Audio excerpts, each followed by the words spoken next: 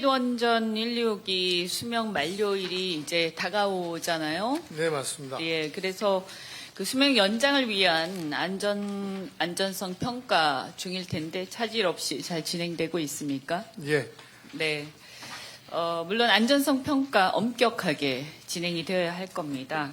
얼마 전에 영광 원전 현장에서 우리 민주당 지도부가 입장을 밝힌 바도 있습니다만 한빛 1, 2호기 수명 연장과 관련해서 안전성에 만약에 평가 결과 문제가 없다면 그리고 주민들이 동의한다면 수명 연장하는 것에 대해서 적극적으로 협조하고 지원하겠다라는 입장을 갖고 있습니다. 네, 고맙습니다. 그리고 저는 개인적으로는 전 세계 흐름에 따라서 신재생 에너지의 어떤 점진적인 확대 기존을 명확히 유지를 해야 한다라고 생각을 합니다. 많은 분들도 그렇게 말씀을 하셨고요. 다만 기존의 원자력 발전 같은 경우는 발전 자체를 확대하는 것보다는 그 안전성을 어떻게 하면 더 높일 것인가에 연구개발 투자를 좀 해야 된다라는 생각을 하고요. 그래야 신뢰를 더 높일 수 있을 것이다라는 생각을 하고 균형 있게 에너지 믹스를 해나가야 하지 않는가. 어쨌든 그 초전력 수요가 계속 일정 기간 유지될 거라고 보기 때문에 현실적인 부분을 무시하기는 어려울 것이다 이렇게 봅니다. 근데 어쨌든 아까 한빛 원전과 관련해서도요. 근데 이게 이제 연장을 한다 하더라도 오래 가기는 어려울 거 아닙니까? 결국은요. 언젠가는 폐로를 결국 네, 해야 될 텐데요. 그렇게 되었을 때 전환기에 있는 모든 산업의 공통된 문제이기는 하지만 원전 생태계라든가 주변의 협력업체 그리고 종사자들의 직업 전환 문제, 노동자들 전환 문제가 있지 않겠습니까? 그렇습니다. 예, 그리고 지역 경제에 미치는 영향 등에 관심을 갖지 않을 수가 없습니다. 근데 보면 지금까지 한수원은 이게 수명이 종료됐을 때 그 다음에 어떻게 할 건가에 대한 대책이 별로 없었던 것 같습니다. 그래서 이번에 설사 연장이 된다 하더라도 지금부터 연장이 된 이후에 결국 나중에 뭐 30년 이쯤 되면 결국 폐로해야 된다고 보기 네. 때문에 그때 폐로할 경우에 대비해서 대책을 미리 수립해야 된다 이렇게 생각하거든요. 예, 거기에 대한 대책을 수립해 주시기 바랍니다. 네, 예, 그거는 나중에 보고를 해주시고요. 종합국감 때요. 네, 그리고 아까 이렇게 체코 원전 관련해서 많은 분들이 질의를 하셔서 뭐 한전 사장님이 답변하셔도 좋고 상관없습니다만 아까 그 한수원 사장님이 아까 답변을 이렇게 하셨어요. 수출 통제도 받아야 되고 지적재산권 분쟁의 측면도 있다 이렇게 말씀하셨는데 이제 두 가지 측면이 있죠. 그래서 네, 그렇습니다. 수출 통제는 이제 NPT 체제상 우리가 어차피 원자력 협정이 있으니까 미국하고 그 통제 하에 있는 거고요. 그 다음에 이제 지적재산권 분쟁은 우리가 또 상업적으로 네. 웨스팅하우스하고 사이에서 라이센스 계약이라든가 이런 거에 따른 어떤 지적재산권의 침해 문제가 이제 해소가 돼야 되는 거죠. 그런데 지금 보면 지금 진행되고 있는 분쟁은 둘 중에 어떤 겁니까?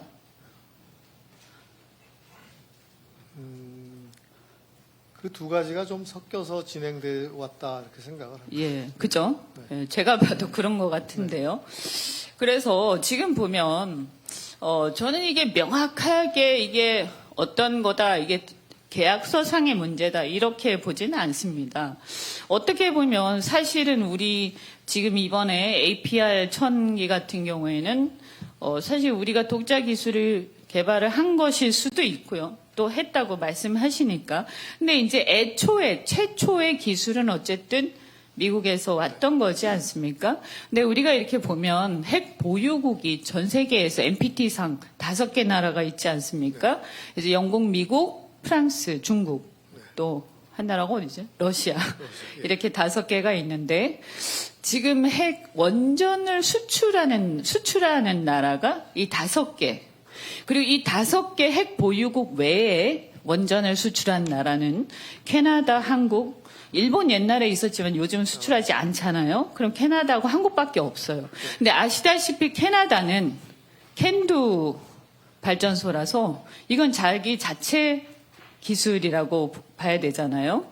그러면 이 최초의 기술이 미국에서 왔는데 그것을 개량해서 수출하는 나라는 유일하게 우리나라고, 그 다음에 우리나라는 사실은 어쨌든 굉장히 특이한 나라죠. 왜냐하면 북한하고 이제 북핵 문제가 있고요.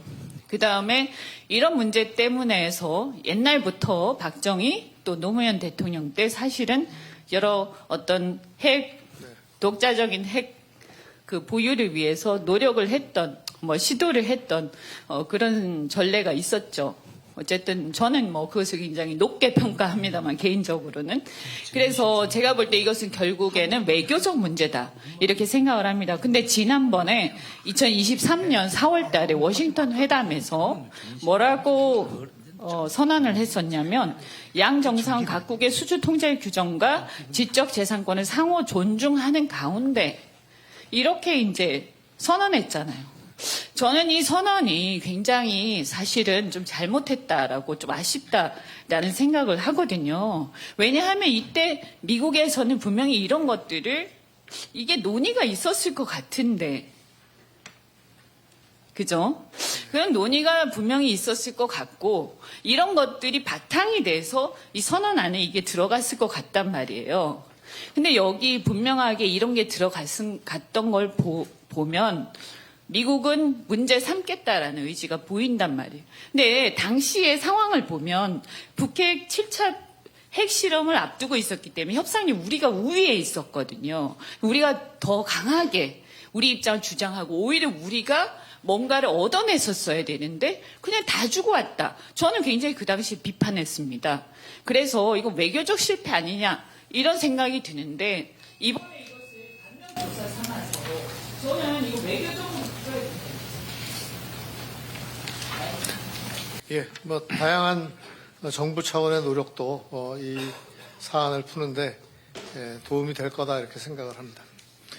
네, 우리 이현주 의원님 수고 많으셨습니다.